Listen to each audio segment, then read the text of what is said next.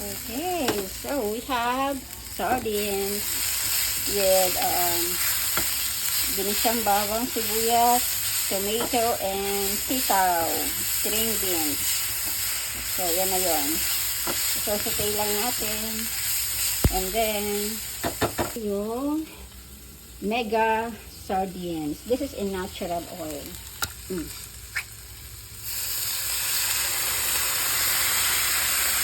So, isang lata ay may laman na 4 pieces. Yan.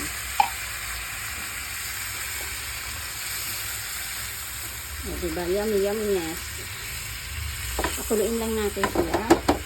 Then, lagyan natin ng konting magic syrup.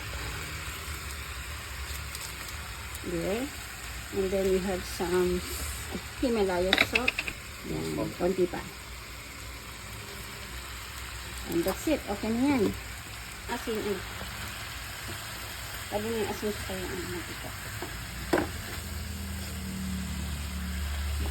Crunchy. Pag masyadong lutuin yung sitaw. Kasi dapat half cook lang yung mga gulay para nandun pa rin yung nutrients niya. Okay, tubig. Konting tubig.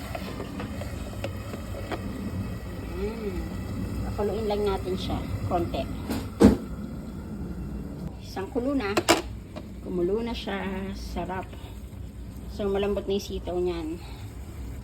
Yan. Pwede na tayo mag-lunch. O, diba? For a change, Sunday lunch is sardines with string beans. Okay na yan. Ready na to. Ready na yan. Go. Ito na ang ating ulam. Yumminess. Diba? Ang sarap ng ating kanin. Oh, go.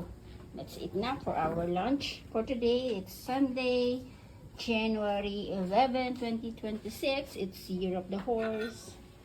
Oh, sarap, diba? So, isang lata ng mega sardines mackerel is 4 pieces ang laman niya. Yan.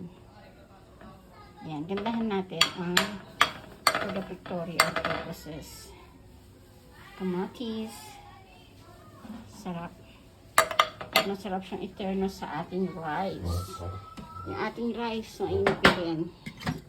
Yan. Umuusok na. Kain na tayo, guys. Let's eat now.